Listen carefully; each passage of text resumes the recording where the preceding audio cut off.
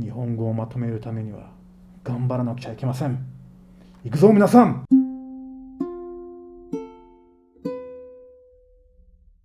Hi, Navan, konnichiwa.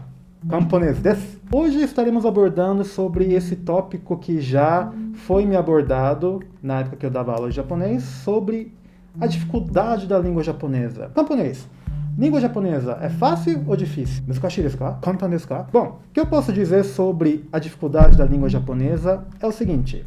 Vamos começar o fato de que todas as línguas têm a sua dificuldade e as suas peculiaridades. Então, seguindo essa lógica, todas as línguas têm suas dificuldades e facilidades para você estar enfrentando ou não enfrentando, vamos dizer assim. E hoje estaremos falando justamente da língua japonesa em relação às outras línguas, para saber se a língua japonesa é fácil ou difícil. Bom, a dificuldade no japonês eu posso estar listando duas. A primeira delas é justamente o estudo dos kanjis. No vídeo passado eu falei um pouquinho sobre a escrita japonesa, sobre como funcionam os kanjis e as outras formas de escrita japonesa, e eu falei um pouquinho sobre a dificuldade da mesma. Bom, por que kanji é difícil? Simples, porque tem muitas. Eu comecei a estudar no Japão desde pequeno, desde o prézinho. A gente começa a aprender, o normal seria o alfabeto. E o alfabeto compreende no japonês com hiragana e katakana. Se você não faz ideia do que eu estou falando, veja o vídeo anterior sobre escritas da língua japonesa. Da primeira série do fundamental até o término do ensino médio, os japoneses, pequenininhos, cheios de vigor, cheios de energia, focam suas energias para aprender os kanjis. Novamente, partindo da minha experiência, como funcionava. Na minha experiência, pelo que não me falha a memória, a cada 2 semanas a gente tinha uma lista de kanjis para decorar. É isso, decorar. E no final das contas, aprender uma língua nada mais é do que você decorar palavras, ok? Pelo menos na sua essência, na sua base. Então, a cada 2 semanas era listado um número X de kanjis e a gente fazia o ditado, escrevia na mão, treinando a caligrafia, e também fazia provas orais e práticas para ver se você aprendeu a ler e falar os kanjis que estão estudando. Eu estudei até a 4ª série do ensino fundamental do Japão, Shōgakkō 4年生, e foi basicamente assim que eu aprendi os kanjis que eu sei até então. Então a primeira dificuldade da língua japonesa vem dos kanjis, porque kanjis compreende-se mais de 2.000 tipos de ideogramas, e dos 2.000 ideogramas você tem várias formas de leitura, ok? Para quem quer aprofundar um pouco mais sobre os kanjis, pesquise sobre o onyomi e kunyomi. Para dar um exemplo, podemos falar do kanji tsuki, ok? Tsuki é lua em japonês, e esse kanji representa essa palavra. Você também pode ler esse kanji como gatsu. Se você sabe contar de 1 a 12 em japonês, você já sabe o mês em japonês. 1, 2, 3, 4, 5, 6, 7, 8, 9, 10, 11, 12. 1 a 12.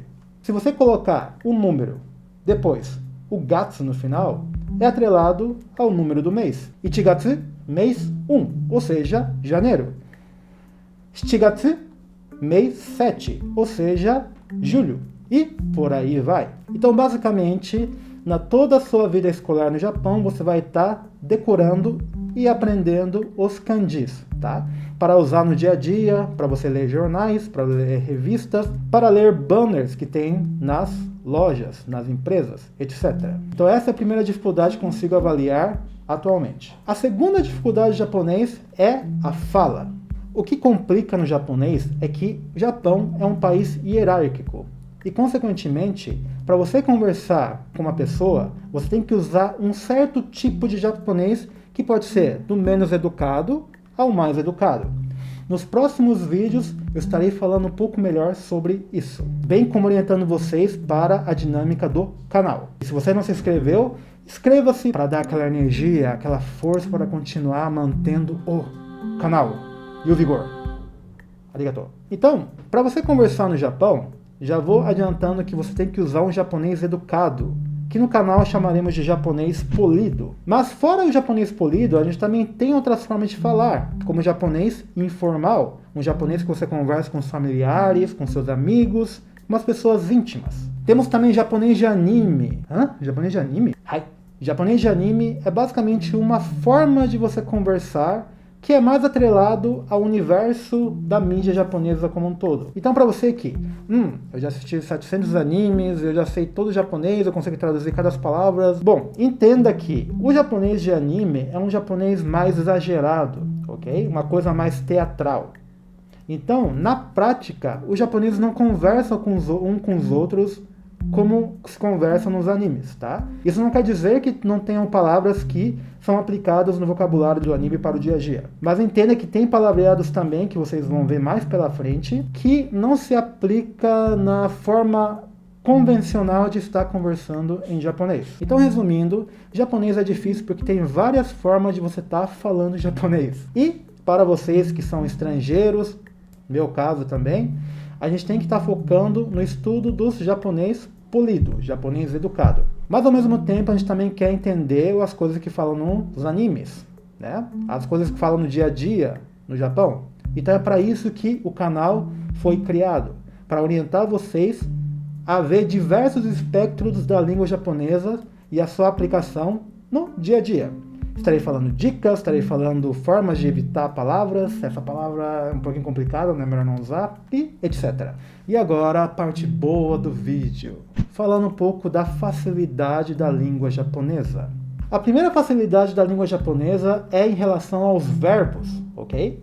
Bom, você que estudou no Brasil, na escola brasileira, você sabe que temos uma coisa chamada tempos verbais, atrelado a pessoas. Vamos pegar aqui um exemplo, o verbo comer. Para cada pessoa, a gente tem uma forma de conjugar esse verbo comer. Vamos listar então.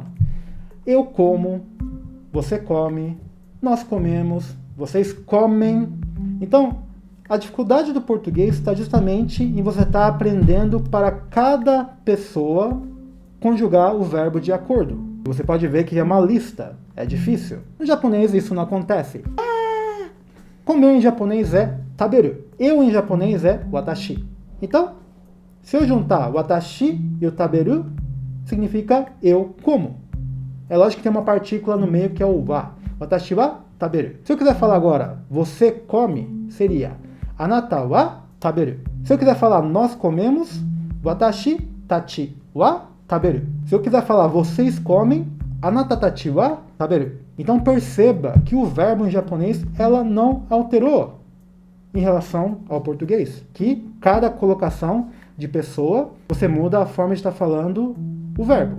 Então é por isso que português tecnicamente é uma língua difícil para muitos estrangeiros. Porque para cada verbo você tem que estar decorando várias formas de colocação verbal. E aqui a gente nem está colocando sobre o tempo verbal. Se eu falar no passado, se eu falar no futuro, presente do pretérito, pretérito do futuro. É isso?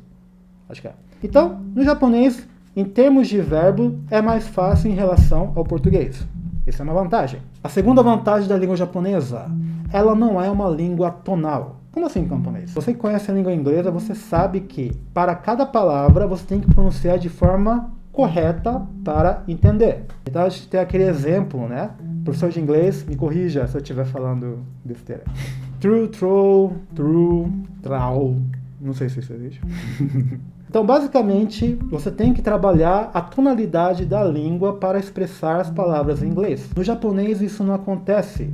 Ou seja, vamos pegar novamente a palavra arigato. A forma correta para você estar falando essa palavra seria arigato. Mas, se você falar arigato, ou arigato, ou até mesmo arigatou, por mais que não seja a pronúncia correta, o japonês vai conseguir entender o que você quis dizer. Então, não é uma língua tonal nesse sentido. Ou seja, você não precisa trabalhar a pronúncia para deixar a língua entendível. Isso é uma vantagem. Ok, você pode trabalhar a pronúncia correta do japonês para, falar um japonês mais eloquente. Mas na prática, os estrangeiros que aprendem japonês sempre carregam sotaque. E isso imagino que seja inerente a qualquer língua. Então, se a gente aprende inglês, a gente tem nosso sotaque próprio do país. E tudo bem.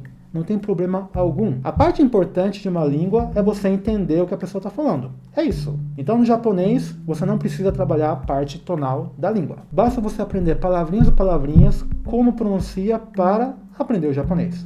Isso é uma vantagem. E por fim, para fechar a lista da facilidade da língua japonesa, vamos falar então dos maiúsculos que não existem no japonês. Yes! Na língua ocidental, a gente tem a letra de forma e de mão. E para cada uma, temos um maiúsculo e minúsculo. Então, para cada palavra, a gente tem 4 formas de estar escrevendo esse tipo de palavra. No japonês, principalmente no hiragana e katakana, isso não acontece. Ou seja, não existe maiúsculo e minúsculo no japonês. Então é isso, minasan.